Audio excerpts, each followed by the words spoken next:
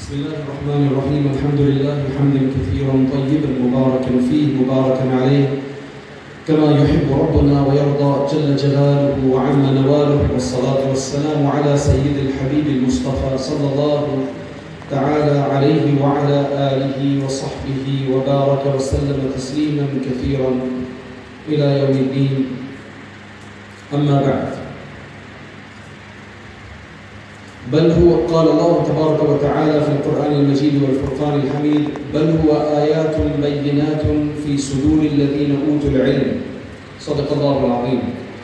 I'm standing up because I've had some late nights in the last few days and I don't want to fall asleep while speaking to you. So I'm going to stand up so I can move around a bit and keep it fresh. I want to first thank our speaker and our great Sheikh Hazrat Mawla Mahmood Madani for his kind words. Clearly I don't deserve them, but the situation is the way it is. May Allah subhanahu wa ta'ala bless him and may Allah subhanahu wa ta'ala accept him and the work that he's doing in the Indian subcontinent and the benefit of that in other places as well is probably not unknown to you all. So may Allah subhanahu wa ta'ala grant him even greater and accept him inshallah. So our dear ulama, dear mashayikh, dear brothers, dear sisters, I see some young people as well, some young girls, young boys I see as well. I hope I don't stand here and waste your afternoon. I know you've waited for a long time already. We make dua for those who, mashallah, worked very hard to put this event together. We ask Allah subhanahu wa ta'ala to accept it and make it useful. Let us start with the topic. Can you just give me, is it possible to give me the topic again?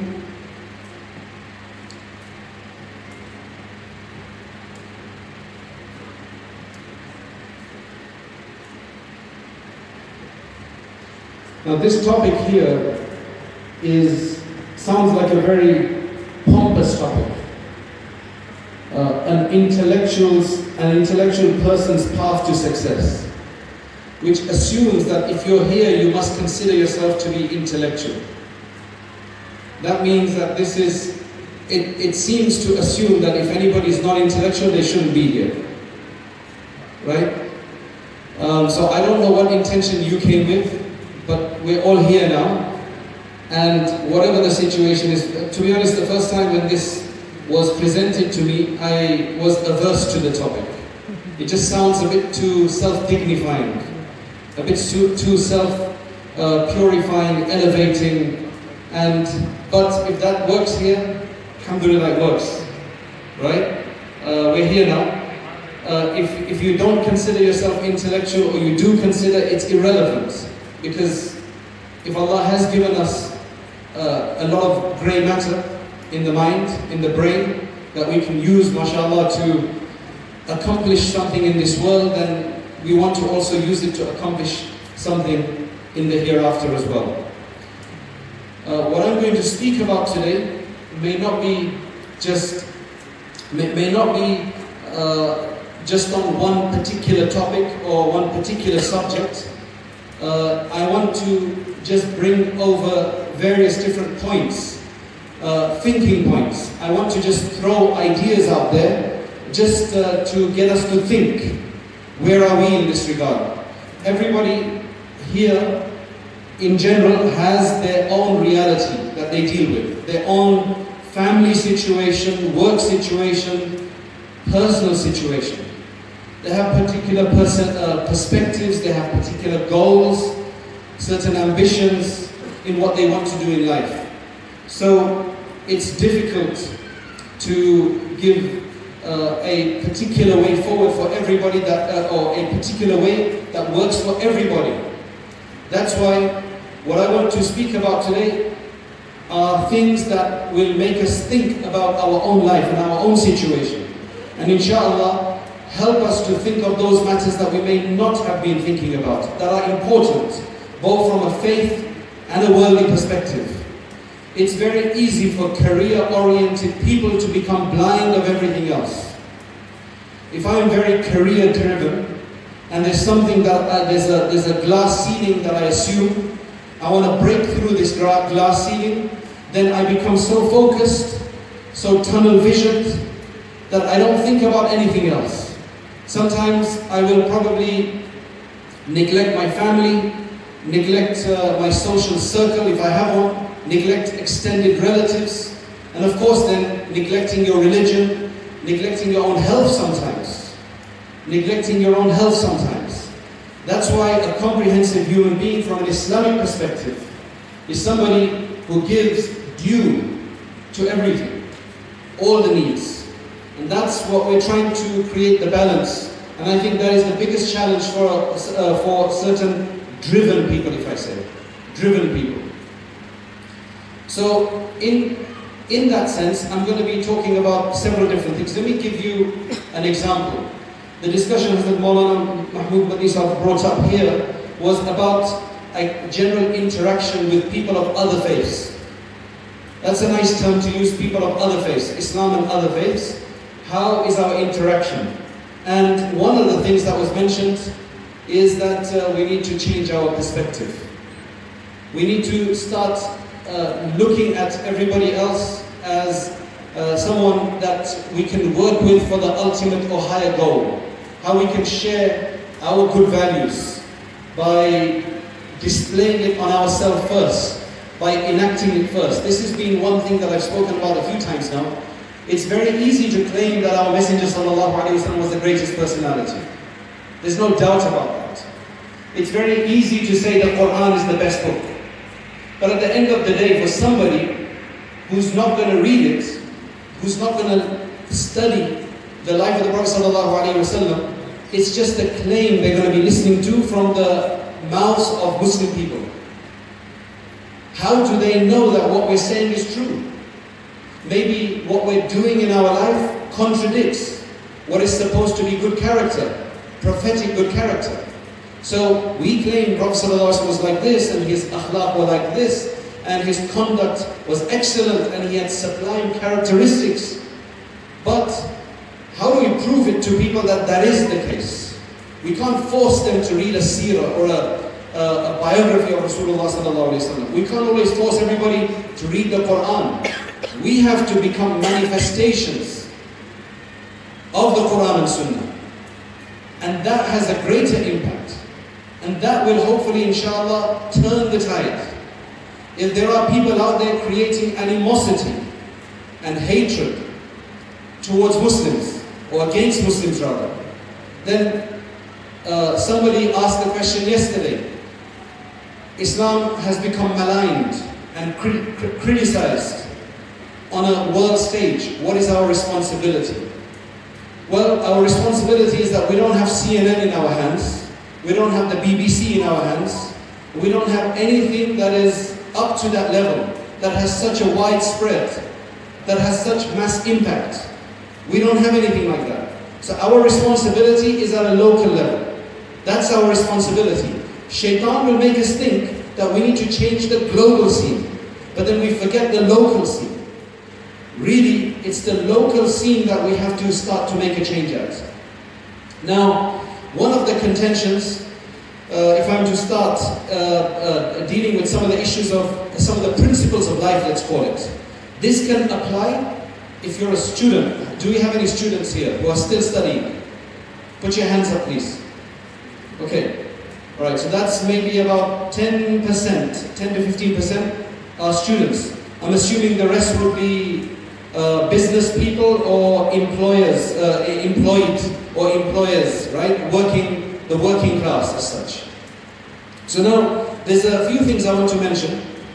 Is whatever you're doing, in whatever field you are, you must be able to excel in that field. You must be able to excel in that field. So, you do your best. In Islam, we have a concept called ihsan, which means to make something excellent, to beautify something. It comes from the word husn, which means to cause something, to make something as beautiful as possible. I don't mean just make yourself look beautiful with a lot of makeup, right? Or with nice clothes. That's just one aspect. But in everything you do, if you're building a masjid, Well, make sure that it is excellent in the way you build it, which means think about everything, including the smell of the masjid.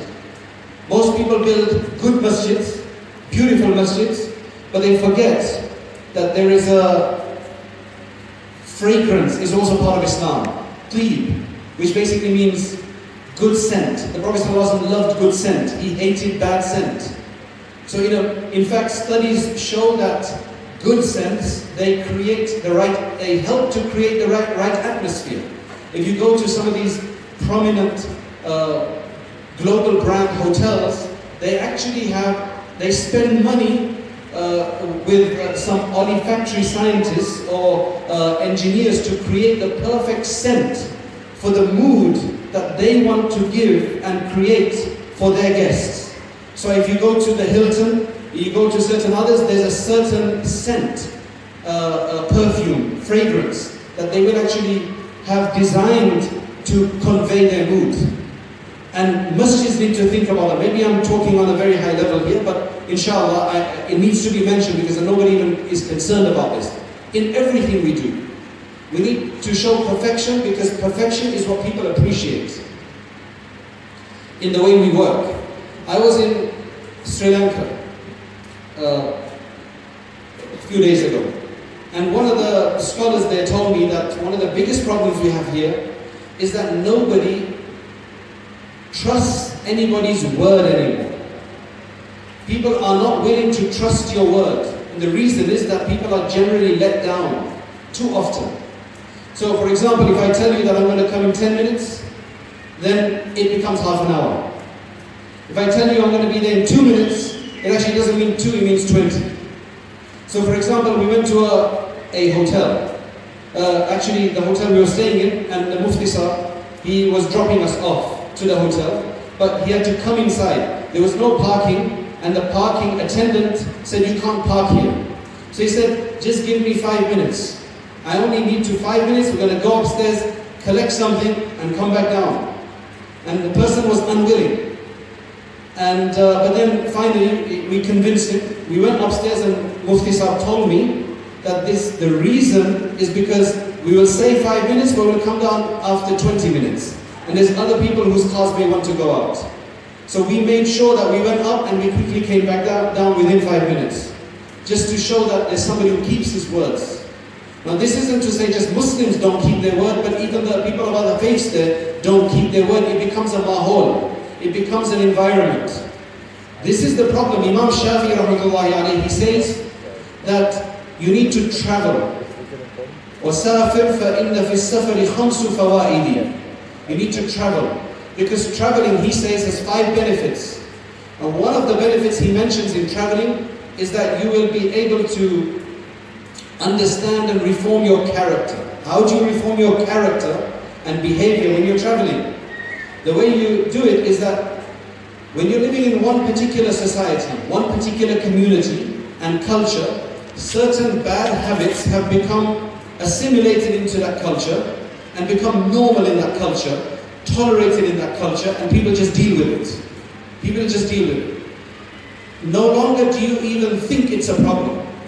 For example, if we're used to doing ghibat, backbiting, and anytime somebody's discussion comes, I'm willing to talk about them, somebody else is willing to talk about them, there's nobody who feels bad about it, they think it's okay to do so.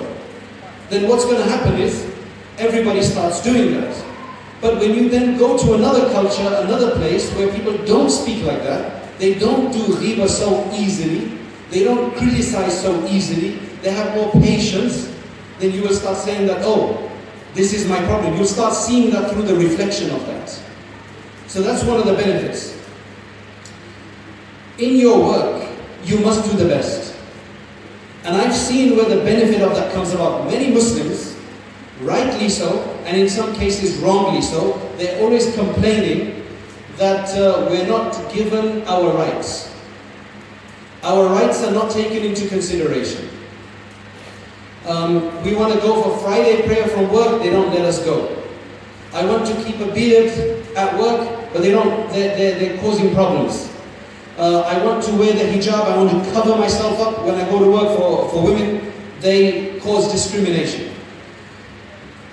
You see, that's a reality we're going to have to deal with. If that's the reality, that's just something, we can't change it overnight by magic. There's no magic here. Right? You agree there's no magic here. The way you have to change that is by showing your value. As a human being, by being a Muslim, you have to show that when I work well. For example, if you keep saying to your employer, where you work with, your office manager, whoever he is, that I need to pray. So I need to go and make my Dhuhr prayer. And instead of taking 10 minutes, which you could do, or 15 minutes, you take half an hour. You don't need to, but you do. Then basically you're giving off the wrong impression. They're going to think, well, let me get somebody who doesn't need to pray. Right? Let me get somebody who doesn't need to pray. Why should I get somebody who's going to ask for these things? So we have to pray, so we have to ask for it. There's one friend who I have, he works for a housing association, he's an IT person. There's a certain niche housing association managing software, which there's very few technicians, IT technicians who can manage that software. He's one of them.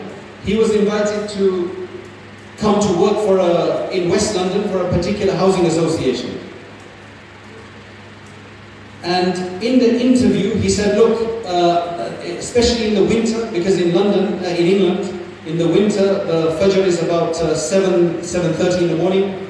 Dhuhr is at about 12:31. Dhuhr is at 3 o'clock. Asr is at 3 o'clock. Maghrib is at 4 o'clock. And so all of these will come in work time. Dhuhr, Asr, Maghrib, within a few moments of each other, will come in work time.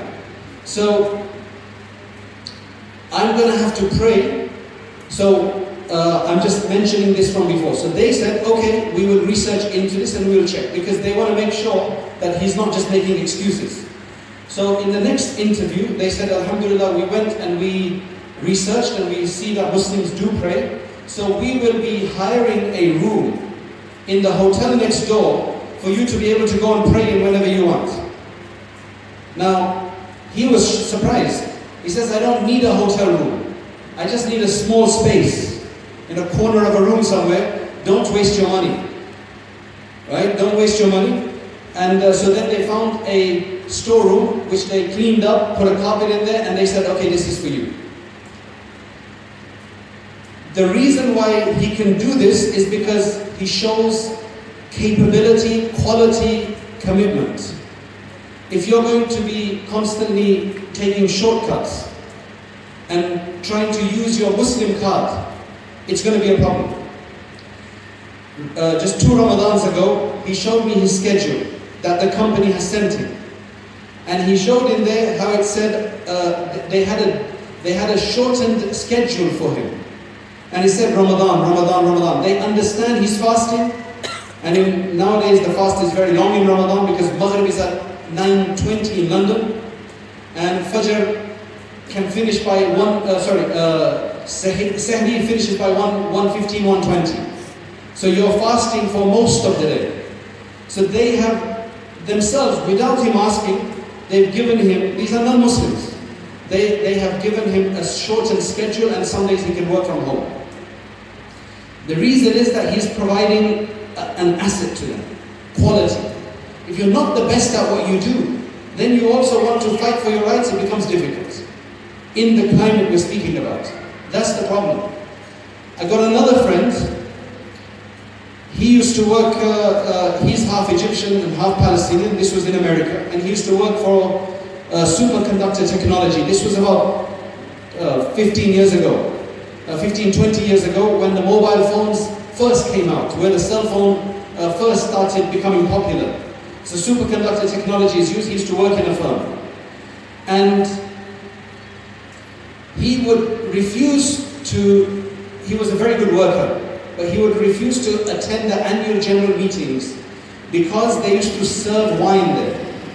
So he made it very clear that I'm unable to come because you serve wine there. I cannot, according to my faith, sit on the same table on which wine is being served. So for 2 years, 3 years, he missed the meeting. But he was an asset to the company. He used to be also committee member of the masjid. He was, you can say, to a certain degree, my line manager in the masjid. Right? So he would give time to the masjid, he would give time to work. Friday evenings he would take off from work, but he would work extra every day.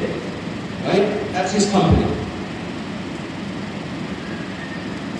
One year, his supervisor called him and he said, we've got the annual general meeting in a few weeks, or a few days, or whatever it was. Can you come? He said, well, you know my policy. I cannot come because of X, Y, and Z, because of this reason. He said, no, you can come this time because we've changed our policy and no longer will we be serving alcohol in our annual general meetings. The only reason they will do this is because he's an asset. Become an asset, become somebody to be valued. Right? You consider yourself an intellectual, you need to be intellectually, we need to be valued. We need to be able to provide value. I'll give you another example. I know these are maybe exceptional examples. I know that this is not going to work for magic for everybody. Right? I understand that. I'll give you another example. Another friend of mine, he's Afghani. He's got a big beard and he works in a very niche IT firm that does finance management software. Right? It's something systems, I don't want to mention the name, it's in America. It's actually owned by a Hindu, an Indian Hindu. In America, it's actually owned by an Indian Hindu. And he's a Muslim who works there. And he's very clearly, overtly Muslim. Right? He's not shy about it, he's not embarrassed about it. He had a mortgage on his house. He had a $500,000 property, and he had a mortgage on his house, maybe $300,000 left or whatever. And after hearing about the curse of mortgage and haram and hurma, one Ramadan he was feeling very upset, making a lot of dua to Allah subhanahu wa ta'ala. And he said how he was making dua that, oh Allah, get me out of this. Relieve me of this burden. I don't want to be in this sin. Now, how do you make so much money to be able to pay off your mortgage so quickly? His salary may have been $70,000, $80,000 a year maybe, right at the time. Allah put in his mind, he is a very bold character. He's a very bold character, outspoken, no doubt about that, right? Very extroverted person. He wrote an email the night before to his boss, the Hindu boss of the company, that now this will be unbelievable for you. He said, I know this may sound, I'm paraphrasing, I know this may sound strange, but is it anywhere possible that you can pay me this coming year's salary up front? Now imagine asking your boss that. Give me this entire next coming year's salary in advance, 77,000, whatever it is. And I will then work for free for the whole year. That was the bargain he offered. He said there's no harm in trying. The worst comes to us, they'll say no. But there's no harm in trying. Now most of us will probably not even try. You need to be very bold for this. And you need to have a certain level of tawakkul. The next morning he goes to work. And the boss is standing there. He says, he called his name and he said, I got your email. Please go and see human resources. They'll work with you on this. He went to the finance department, whatever it was. And they said, look, this is the offer we're giving you. We will give you your coming year's salary up front. But then because you will have no salary for those 12 months, for the rest of the year, for the 12 months you will not be receiving a salary because you received it in advance, we will give you half the salary of next year or each month for this month, for the months of this year. Not just getting 70,000 up front, but in every subsequent month for the next 2 years, you'll get half a salary. Now, isn't that a better deal than what he had even hoped for? That worked for him. If you write an email to your boss today to do the same thing, I don't know if it's going to work. Right? If you have his tawakkul and his du'as, maybe it will work. But what I'm trying to say is that you have to be creative, but you have to be an asset. You have to be a true believer, true to your faith, but also committed to your work. In England, and in the West in general, in America, etc., the problem we're having is that we've got two extremes of people. In the workplace, in the media, the mass majority in the middle, they are not heard of. We've either got one extreme who want to assimilate completely. They want to not be seen as being any different. They want to fit into the culture. So they will even go to pubs and clubs. They will have their happy evenings with, where the beer is flowing or the wine is flowing. They will do all of these things. They even change their name from Muhammad to Mo, Aslam to Sam, and so on and so forth. They don't want anybody to know they're a Muslim because they believe that this is going to stunt their career. This is going to stop them climbing up the ladder. So they've given up their faith, or it's a very silent faith, very concealed faith, very personal faith. They don't let anybody know, they try to dress, they try to act, they try to fit in completely. That's one extreme. Then you've got the other extreme of people who are going in there who want to even wear, traditional dress, even in a corporate environment where it becomes difficult to do so, right? In some cases, they insist on it, which causes some animosity sometimes. They want to take their breaks for salat, which is fine, but then they take extra time and then they constantly say, you're discriminating against me if they don't give you enough time. In London, many Hajj packages are only 2 weeks, or 2.5 weeks. Indian Hajj packages are generally 6 weeks, or 8 weeks. MashaAllah, you guys have lots of barakah. When Indian comes, they come for a very long time, which is understandable because a lot of people have saved up for their entire life and they want to enjoy it because they may not be able to go again. But for people who are in the, mashallah, economically have greater stability and disposable income, if your company doesn't allow 6 weeks and you have to perform Hajj, well, go for 2 weeks. Nothing wrong with that. Allah will give you tawfiq to do it again. So don't be insistent, where you have to balance your insistence to also your capability and your asset. How much asset are you providing to the company? How far can you push it? It's easy to say, in England we have discrimination laws. If the employer doesn't allow you to pray, doesn't allow you to wear hijab, then you can take them to court, right? Why do you want to do that, where you can try to make it work otherwise? SubhanAllah, we have some extremists, in a sense. One sister, she's a niqabi from America, she wrote to me. And she said that her husband, this is just complete misunderstanding. Her husband couldn't find a job in which it was 100%, segregation and so on. So then he sent his wife to work with a niqab. Now that's unmanly. Forget being un-Islamic, it's unmanly as well, purely from a man-male perspective. That's masculinity in crisis, right? He forced her to go to work because of this.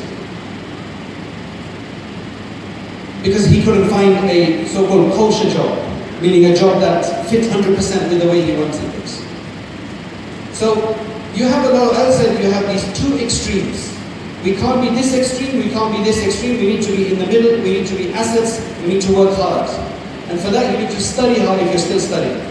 And there will be discrimination because that's the nature of the world we're living in right now. What are you going to do about it? We just have to do our best and try to use our mind as best as possible to try to help that situation. And number two, as I told you, these are going to be a lot of very disparate ideas that I want to speak about, very different things, and then inshallah you can have, if you have any questions, I'd like to hear them, because a lot of the time speakers come and they have a one-way conversation where they just tell you what they want to tell you, right? And then they go away and maybe you haven't benefited. So today I want you to benefit. So if everything I'm saying is going to be irrelevant to you and you want to talk about something relevant, then please send the question forward afterwards. That's completely fine. We have to, the second problem that we're dealing with is the social media. from a productivity standpoint. From a productivity standpoint, social media is very detrimental. And the reason I say this is because social media in itself is not haram.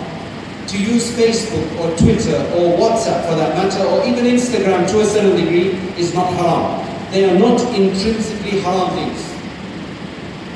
But their usage can be haram. That's why I have compiled a dua for Twitter, compiled a dua for Facebook, and all of these other social media sites. The dua is, Allahumma inni as'aluka min khayriha wa khayri ma fiha. وَنَعُوذُ بِكَ مِنْ شَرِّهَا وَشَرِّ مَا فِيهَا. If you're going to use it, if you have to use it, either for your work related or whatever other reason you use it for, read this dua, which basically means, Oh Allah, I ask you for the best of it, and the best of what it's contained, or for the best of what it's produced. And Oh Allah, I seek your protection and refuge from the evil of it, and from the evil of what it contains. When I went into university, I remember when I went to university for my master's and then PhD, this was the dua that I read. Because while universities provide, mashallah, a lot of knowledge, a lot of expertise, studies, etc., clearly there are also a lot of fitna and challenges and temptations that are there for men and women. So I wanted to protect myself. I found this to be a necessary evil, you can say, if you want to call it an evil. I don't necessarily call it an evil, but if you want to term it as such, just as a metaphor, that let me go there, I'm a happily married person, I don't want to go there and get messed up, right? Because this is a big challenge in places like that because of the close interaction and even in the workplace. So my dua was, Allah, give me the best of this and for what it's created, and let me avoid and protect me from the harms of what there is, or what the potential harms there may be, because that's what you get. So you can use this dua for any such environment like this. We want to be guided by Allah in everything that we do. Now, speaking about WhatsApp, how many people here do not use WhatsApp? Put your hands up, please, if you don't use WhatsApp. Right? I'd be surprised. 1, 2, 3, 4. Anybody in assistance don't use WhatsApp? Okay, maybe 5 or 6 there. Maybe 10 people here do not use WhatsApp, which is probably about 5%, if even that much. MashaAllah, WhatsApp is the most popular, and because it's free now, you don't even have to pay 69 cents or something like that a year.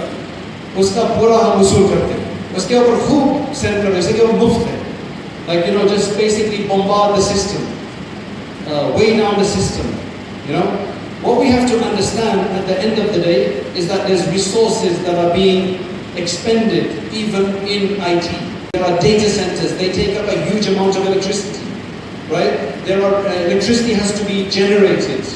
This takes the natural resources of the world. It's all affected, and we think it's just a push of a button, it's just there. No, there is a payment, right? There is a cost. We never think about these things. Number 2, forget just the normal natural cost of it. The other cost we have to remember, the other thing we have to remember is that there's a time cost involved in these things. You will know, IT people will know if you read the latest reports on things, that these things are not created by accident. The addictiveness of Instagram and the addictiveness of even WhatsApp, when you send a message and you wait for the one tick and the other tick, and there's 2 ticks and then the green, and the feeling it gives you, the dopamine rush that it provides you. This is all based on our nafs, right? The studies on the nafs, the psychology behind it, millions have been spent in trying to figure out the best way to keep people hooked on games, children, adults, everybody, husbands, wives, the works. In the time of the Prophet ﷺ, the complaints were from the women that their husbands were not coming to bed, they were neglecting them in bed. Why were they neglecting them? Not because they were out with their friends partying until late, not because they were sitting on their laptops watching haram things. The complaint was that they don't come to bed because they were doing tahajjud all night. They were doing tahajjud all night.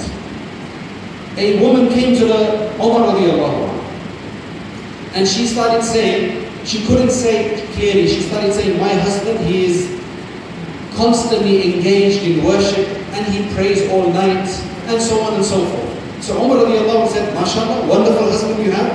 He's so pious, he's so righteous. Right? So she said it again. And Umar radiallahu anhu kept praising the husband, saying, mashallah, what a wonderful, pious, religious husband you have.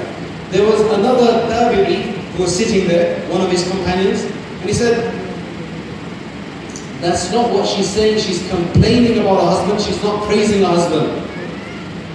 Do any of the women have that complaint about their husband, that he prays too much? That would be a good complaint still. Today, unfortunately, the emails we get is that my husband sits watching pornography even until 2 o'clock at night. And she's there complaining. I'm saying this openly because it's a reality. And the problem in India, is that your internet is probably the cheapest in the world. It's the cheapest in the world, I mean, from what I'm seeing. I mean, I haven't been everywhere, but it's extremely cheap. And when I was sitting on the flight from Sri Lanka to here, both people next to me were on Netflix. At least one of them, the other one was watching some other movie. And Netflix, I don't know, have you seen Netflix, by the way? Do you know what Netflix is? Right? I looked at it a few, because everybody was talking about binging on Netflix. So then my friend, he gave me the access, so I checked. And mashallah, I mean, you can literally entertain yourself for the next 72 hours and just go from one movie to the next. There is so much algorithm and psychology that's gone into presenting the offerings on there in such a way that you just want, as soon as one movie finishes, the next one starts. They give you a suggestion. They do that in YouTube. It's just to keep you hooked. A lot of science has gone into this. The report shows that some of the founders or the people at the top end of these things, of these facilities, they don't even let their children have access to these things. Because they know the shaitaniyat behind it. They know the potential problems behind it. They want their children to be productive, like they were. This is the opium for the masses that they've created. We must be careful about this. So, when Umar radiallahu anhu heard from his companion that, oh, she's complaining about her husband, he said, okay, since you have now understood her case, you need to deal with it.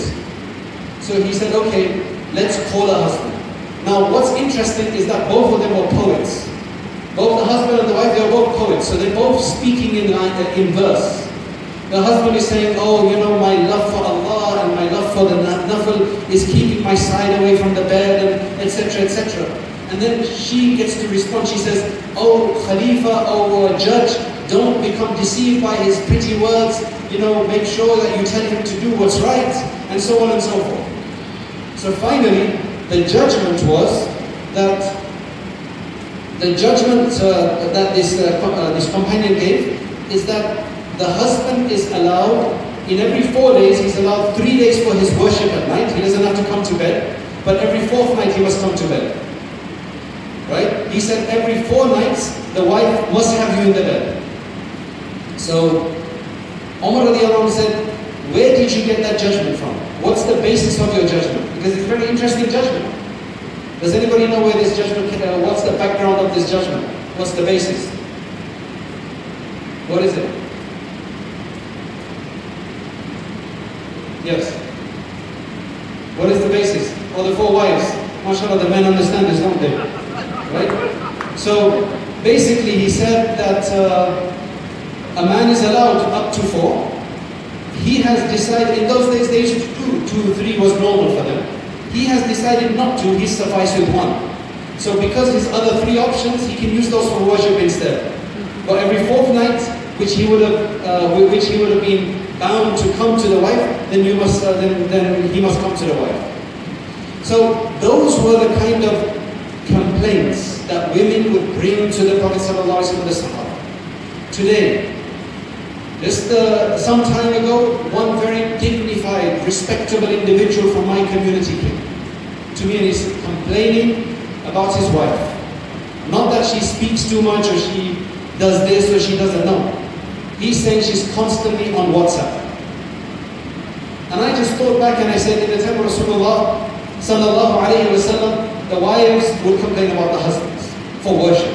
And today, you've got dignified men complaining about their wives that when they're cooking, they're on WhatsApp, so maybe extra salt or less salt, or extra milk or less milk, or when they go to bed, she's still on a WhatsApp sending the rest of the messages, and he's waiting to speak to her. Now, this is not a woman problem, this is just an example. Men and women are both into this. Men and women are both doing this. It's just in this case, it happened to be the woman who's the proliferator of this problem. It is so addictive. My children, I've got 4 children. One is 21, the other one is 18, and then I've got a 11 and 8. Both my 2 elder ones, when they were young, until they got a cell phone, right? And the 2 younger ones, even until now, their main hobby is to read a book. If they can't be on the computer, they're only allowed 2 hours on Saturday and Sunday. 2 hours each on Saturday and Sunday to be on either do gaming or whatever they want to play. They're not allowed otherwise, it's just not on. Alright? It's very restricted. But after the 2 hours finish, to remove them from there, Allahu Akbar, you have to send them to rehabilitation. I even tell them, look, you've got addiction problems. You've got withdrawal symptoms. Even my 8-year-old now, I tell him you've got withdrawal symptoms. That's why I'm not going to let you do next week. So then they try to calm down. Right? They read books. Right? How much do they read? One of my sons, the teacher complained that from going from one class to the next, he's reading a book as he's going up the steps. He may fall and hurt himself. The punishment for them is that you're not allowed to read a book. Okay, for the next 2 hours you can't read a book. Or for today you can't read a book. That's their punishment. I mean, when I was young, I used to read 13 books a week. My wife used to read lots of books. I don't think it's genetic, right? So we can't say everything is genetic. I think there's a reason for this. When you have young children, read to them. The mother and the father, read to them stories of the Prophet, read to them other nice moral-based stories, even if they're not from the Quran and Sunnah. Get them, make them understand that books have very interesting stories. Otherwise, if you want your children to read, you say just read, and they don't read because they want to be on a screen, then you haven't told them why they should read, you haven't created in them the inspiration to read. When you've read to them, and they understand how psychologically they connect a book to a good time, a good story, then they will want to read themselves. In Ramadan, we said they're going to read, though we tell them to read so much Quran as well, etc. But if you want to read now, we then prepared a special box of books that were only Islamic books. That in Ramadan you can't read Harry Potter and everything else, you must read Islamic books only. And I'm just telling you this just for inspiration. There were a few big books, Khalid bin Walid book. It's like a special study of Khalid bin Walid in about, 300-400 pages. Very in-depth study. There's another 2-volume, big 2-volume copy of the Conquest of the Sahaba, right, in English. Even my 7-year-old, who was 7 at the time, he read the whole thing. And the other one, about twice they read it. I haven't even read it yet. If you focus on giving the right kind of interaction to your children, then that is how you have to nurture them. Because you can't just tell them do this and that. You have to create that and spend time in doing that. So, when it comes to WhatsApp, for example, there's a lot of abuse of WhatsApp. Everything that you hear that comes on WhatsApp, you forward. That is a massive draining of resources and of people's time resources. Because when I receive a message, and I'm not interested in it, like you're not interested in it either, you just forwarded it because it sounded nice. You did not practice upon it. You just sent it to me. I received that same message from 5 groups. What am I going to read it each time or am I going to delete? Delete is an effort. Right? Deleting is time consuming. Right? All of that is time consuming. It takes the resources of your phone, it takes resources of everything. That's why my principle is that only forward those things which impacted you so much that you actually it made some difference in your thinking or your life, then forward that on. Otherwise, don't just forward everything that comes your way. You don't need to, right? In fact, sometimes people forward things which are completely wrong, made up, inaccurate. Then you could actually be guilty. The Prophet ﷺ said that that it is sufficient for a person to be classed a liar, that he just conveys everything they hear. The hadith has enough guidance to even provide etiquette for Facebook and WhatsApp and all of these things. It's amazing. If you look, you'll find the guidance for it, even though there was no even a dream of these things before. So only for that which really benefits you. Number two, have you seen how many people have been killed on WhatsApp? Such and such a person has died. That's the message you get. And somebody says, no, he's in terminal illness. He's not died yet, he's still around. And then you get another message and another message, come on. You know, why are you forwarding these things for? Why are you perpetrating ignorance? Don't be party to this. Be very careful what you forward. Stop wasting your time with them. Then they find ingredients about something that is 10 years old. And they send stories which are 10 years old. The other thing is, do not send forwards to everybody on your list without taking permission. Don't spam them. Unless it's something which you want to tell them directly. Somebody came once from India and he says, can I have your number? I gave him my number.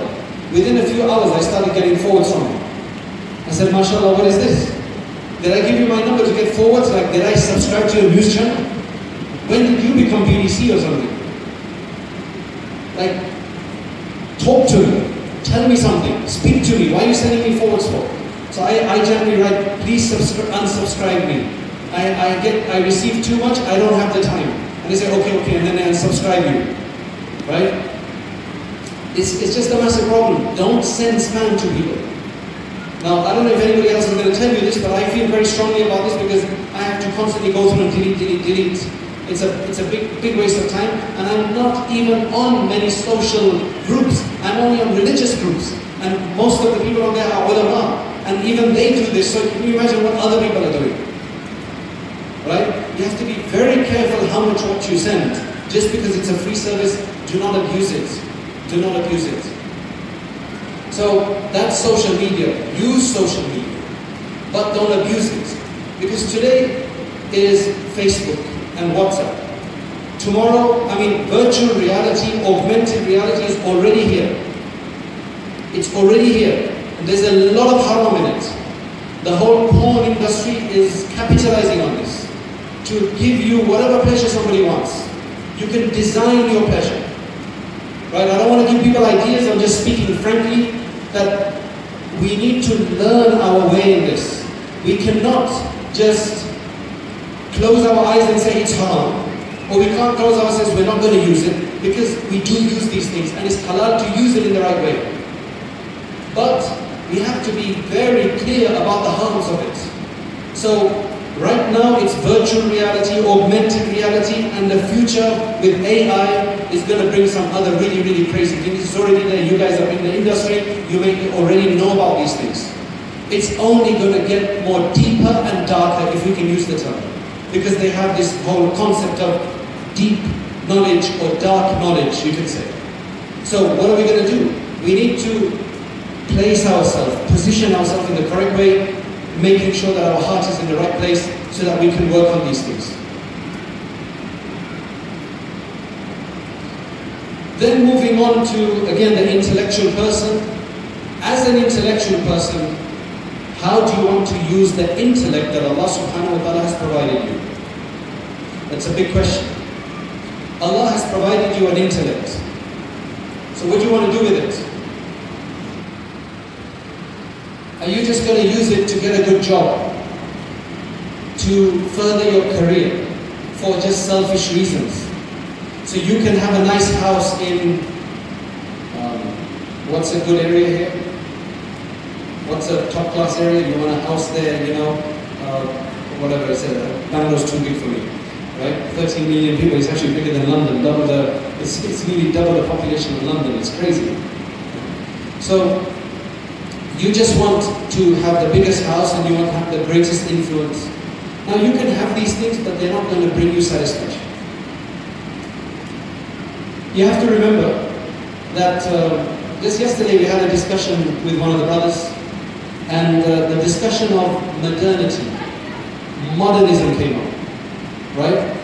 People still use this in a loose way, right? That he is not very modern, she is very modern, he's very modern. I just want to let you know that this is a term from history now. The moderns were the people in the 1960s when modernity was introduced. Modernity came in the 1960s to approximately 1990, 2000s. After which post-modernity has taken place. So moderns were those people at that time. We're still using those terms. Let's stop using those terms because you can be a modern Muslim. There's nothing wrong with being a modern Muslim. I consider myself to be a modern Muslim. Modern should not be a negative term. Modern just means that, I mean, if you're using WhatsApp, if you're using cars, if you're using laptops and iPads, then you're a modern person. What else does it mean to be modern? Modernity doesn't have to be, or being modern in our context doesn't have to be a negative thing, right? So, there was a recent article written by a Christian, quite a well-known journalist in London. He is actually addressing the Christians, not the Muslims, but it's very interesting and insightful reading. He is saying to the Christians that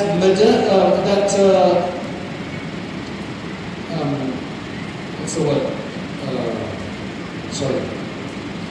What's the word? I'm losing the word here. Secularism and consumerism. Secularism, consumerism is going to come to an end soon. Because remember, capitalism, consumerism, secularism, this is last 20, 30 years, 40 years. The impact of things can only be understood later. They had communism, which they thought was the best thing for the people there. But now, even China, which is supposed to be a communist country, there's a massive disparity in the haves and the have-nots, right? So, India left its socialism. It's becoming very capitalist. It just didn't work. That doesn't mean capitalism works. Capitalism is just more, it is just more conducive to the nafs of the human being. That's all it is. Just, they are measuring the health of a society, of a country, by what people spend at Diwali and Christmas. That's why you have Black Friday. What is Black Friday? A lot of people think it's a conspiracy that it's Black Jummah. It's not Black Jummah. Black Friday is an American concept that they want to provide a lot of offers so that people buy before Christmas time in November. They buy in advance in Christmas time, and hopefully what they can do is they can come out of the red and become black in terms of their finances. That's the idea behind it. So they measure the health, the economic health of a society by what people can buy, what people go out and buy. Oh, people didn't shop enough, so that means the economy is bad. Well, what a weird culture. They make you buy, they make you buy, they make you buy things you don't want. Forget, they make you buy things you don't need, they make you buy things you don't want. Just because you got money, you just buy it. Umar radiallahu anhu was confronted by somebody who was carrying a package. It was of meat. He said, "Ma hada, what is this?" He said, "This is some meat. Hada lahmun ishtahaytuhu fashtaraytuhu." This is some meat that I desired, so I purchased. He says, "Kullu mashtahayt ishtarayt." Everything you desire, you just buy. Just because you got money, disposable income, doesn't mean you must buy everything. You have to be considerate. Yes, if you've got a need, go and buy. Don't be conjuice. Don't be miserly. But when you don't need something, don't just buy because you can buy. Be careful about what you do. Have a good intention in what you're doing. So consumerism is going to die soon because people, you can't be given satisfaction with products. Your first iPhone will give you satisfaction. Maybe your second one after 2-3 years will give you satisfaction. But has anybody got the latest iPhone? iPhone 10X, whatever it's called. Has anybody got the latest iPhone? You got it? Did it give you any more satisfaction? The exhilaration you felt at your first iPhone, do you still feel the same exhilaration at this one? Because they can only progress so much, they can only provide so much. Now it's maybe plateaued, right? There's only so much you can do. But this is just the nature of the world. You get tired. I only go to malls when I actually need something. I've stopped going to malls just to browse. Because it's a waste of time and it just tempts you for no reason. Market, this whole concept of consumerism. And you have Amazon here, right? Now look at the psychology. Amazon, mashallah, they've done a wonderful job that they've literally basically put so many other businesses out of business. Because they provide a wonderful service. They provide, if you get Prime, then you can access their videos, you can access next day shipping, and the feeling of instant gratification is wonderful. If I order something today and that Amazon box arrives the next day, the feeling I get of opening that box is amazing. But then once you open it, you've taken out the product and then it's gone. Then I have to do it again. So tomorrow I need another box. And the next day I need another box. And then I'll have 50 pairs of shoes. Or 30 dresses, or maybe 100 dresses. Once I came back from Hajj, I mentioned this yesterday as well, or some other day. I came back from Hajj and I found out I had too many jubbas. And it made me feel guilty. You can have new things, but get rid of the old things and donate them. Don't hoard things, just to look at and to feel good about it. That's why I don't like to talk about this, but since we're on the topic, marriages. I still don't understand. Look, I'm not a woman, so forgive me, right? I still don't understand why for the wedding day you must buy a dress for that one day which costs this huge amount of money, and you will never see it, you will never wear it again, and it will gather dust in your wardrobes. Get a nice dress, I'm not saying don't. I just don't understand why it must be a certain type just so you can show off. I just don't understand that. But as I said, I'm not a woman, so maybe there's something in there that I don't get. Alright, I've never been a woman, so I can't really relate to that. Right? I'm just saying, this is just, as I said, I'm going to throw a lot of things at you just to think. Right? It's up to you what you take. We ask Allah that it makes this useful. So, what he's writing, that journalist in London is writing, is that consumerism is going to end soon because people are not finding the heart's satisfaction. There's only gratification for a short while. Then it goes. Then you have to do it all over again. And then people get tired of doing it. So it's not working. People are going to be tired of it soon. They're going to turn back to spirituality. Because right now the age we're living in is a godless age. Where instant gratification, self-satisfaction, what else can you say? Reliance on the self, because remember, just generally, anthropologically speaking, whenever prophets began to propagate, previous prophets, it was generally the poor that joined in first. The rich came much later, because generally speaking, the poor people, they have nothing else to do. They need some kind of succor. They need some kind of assistance and refuge, so they find it in their faith. They find it faster. Wealthy people, because they've been intoxicated by their wealth. They have, so they think they're comfortable, they're confident, they don't need. That's why in the Quran Allah says about the people of Nuh alayhi salam, when he called them, they said, what do you say? أَنُؤْمِنُ لَكَ وَاتَّبَعَكَ الْأَرْذَلُونَ. Should we believe in you when it's the lowly people who are following you? Lowly people following something doesn't make it wrong. Right? Okay, where lower class people go and eat, maybe you don't want to go and eat there. I can understand that, but faith is a different thing. Some people, they can't be seen shopping in anything less than a certain brand. Okay, that's your pride, if that's what you want. But what he's saying is that soon people are going to be, they're already getting tired, they're going to look for religion.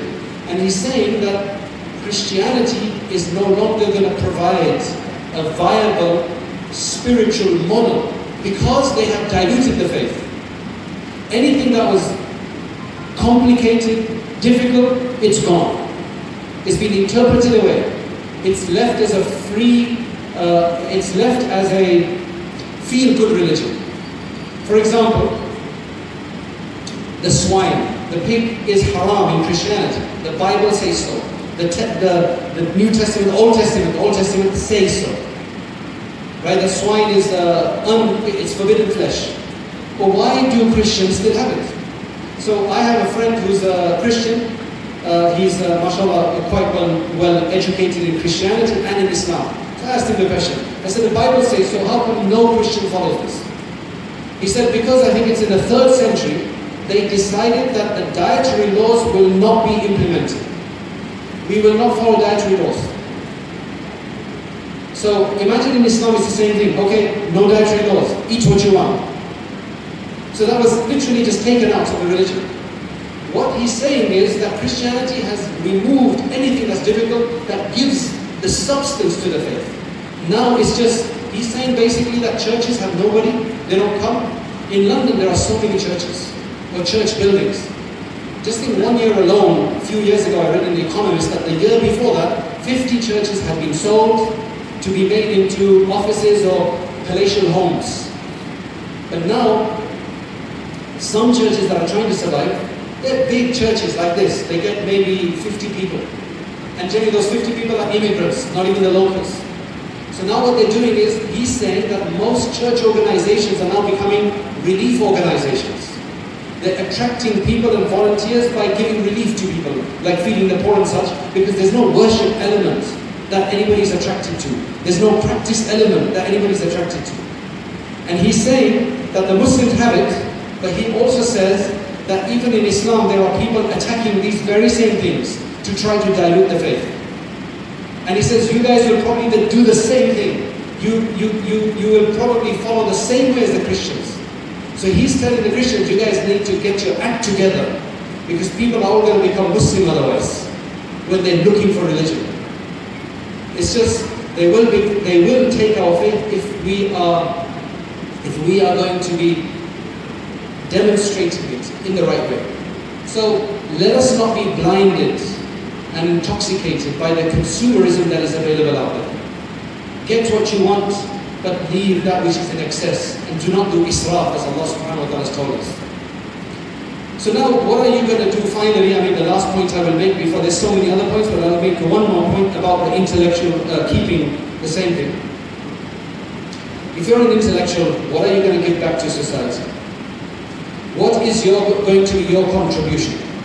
How are you going to thank Allah for giving you this mind, this brain, this understanding, this intellect, this diligence, this resolution? What are you going to give back to Allah? How do you thank Allah for it? The way to give thanks and shukr is by not using it in the wrong way. That's first and foremost. How can we use the bounties Allah has given us to disobey Him? That's why Hassan Basri rahmatullahi has a wonderful istighfar. He says in there, oh Allah, I seek your refuge.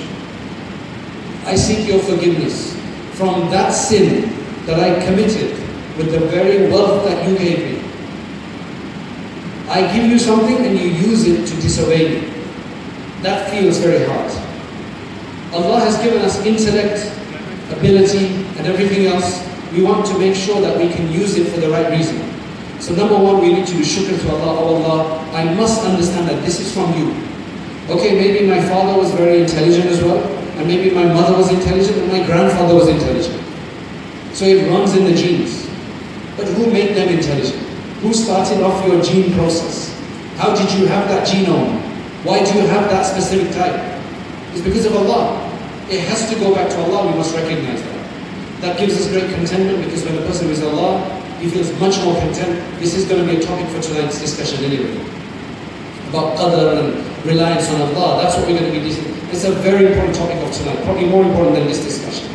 Because it really puts into perspective our life and how we react to the whole thing. It's a very important discussion tonight. So number one, we give thanks to Allah. Then we want to, number two, we don't want to use it in the haram, in the wrong. Number three, we want to do something good with it. Find a way that you can contribute. If you were here on Friday, for the Friday talk I gave, then you will already know this, but I'm going to repeat it. How many of you here were not in the Friday bayan I gave? Oh, so that's the majority, so I can repeat it. How many of you were here, were in the Jummah? Okay, it's a minority, alhamdulillah. Because I don't like to say things twice. I think it's boring, right? Sometimes you have to repeat things twice. Anyway, there's a hadith of Rasulullah sallallahu alaihi wasallam, related by Imam Ahmad and others, in which a Sahabi called Amr ibn al-Hamid radiallahu anhu says that مَنْ يُرِدِ اللَّهُ بِهِ خَيْرًا اسْتَعْمَلَهُ. Whoever Allah intends good with, whoever Allah intends some good for, He will use him. استعمله. उसको इस्तेमाल करेंगे. استعمله. Sahaba were surprised. What does that mean? So he said, ما استعمله يا رسول الله. What does it mean that He will use him? He said, Allah will give him the tawfiq, which basically means Allah will enable you, divinely enable you to do something before your death by which the people around you will be satisfied with you. So when you die, then inshallah people will make dua for you. They will say, you know that sister Aisha who used to live around the corner, mashallah, look at the service she provided. Look how helpful person she was. Look at the benefit that she gave to everybody. Brother Ahmed or Yusuf or Musa, it doesn't have to be ulama that can provide service. Ulama are in a better position to provide service and to work on the deen because they know the shortcuts, they know the deals, right? Because they know the ahadith and so on. But you as non-ulama, who are non-ulama, right, do not think that you cannot become a wali of Allah. Do not think that it's only for the ulama. Do not think that you can also be close to Allah, that you can also provide a service for the deen. Don't let anybody tell you that you cannot do that. You can do that, and sometimes you can even maybe do it better than some other, even learned people. In London, we had a person in a particular city. When he died, there were more people in his janazah than many other ulama. Why? Because he was such a useful person to people, providing them selfless service with the ability Allah had given. So, you as well, us, if Allah has given us something, we want to use it for the right reason. Now you must be thinking, how can I do it? I work in IT, or I'm a housewife, or I'm a taxi driver, or whatever the case is. If you can dedicate some of your time, if you develop apps, maybe there's a non-profit organization that wants to use your service. Maybe give them a discount, maybe give them for free. Remember, you can't, your charity doesn't mean you give everything for free, because you're not a charity. You need to earn your own living. So earn a living, earn a good living, but also donate some of your expertise, some of your intellect to others. There will be a lot of us who will just be totally confused as to what can I do? I don't know how I can help the deen. Many sisters may feel that way. Feel I'm just a woman in the house, I don't know what to do. Right? Some of the brothers will feel this way. Ask Allah.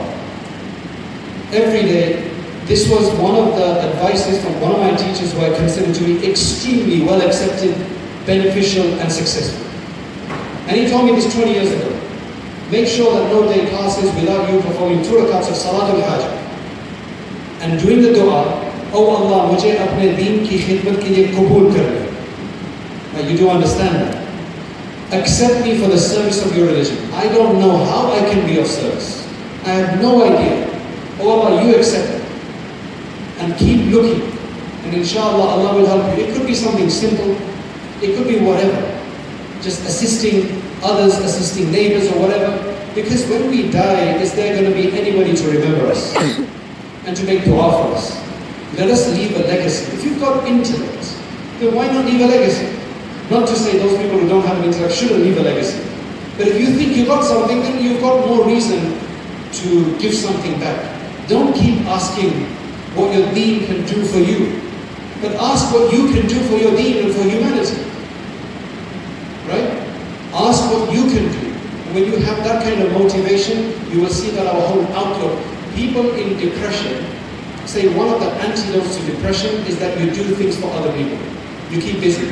I know somebody in London, she's a divorcee with 4 children, and mashallah, she just keeps occupied. Every day she's volunteering somewhere. I believe this is just her way of coping. If you're having husband and wife problems,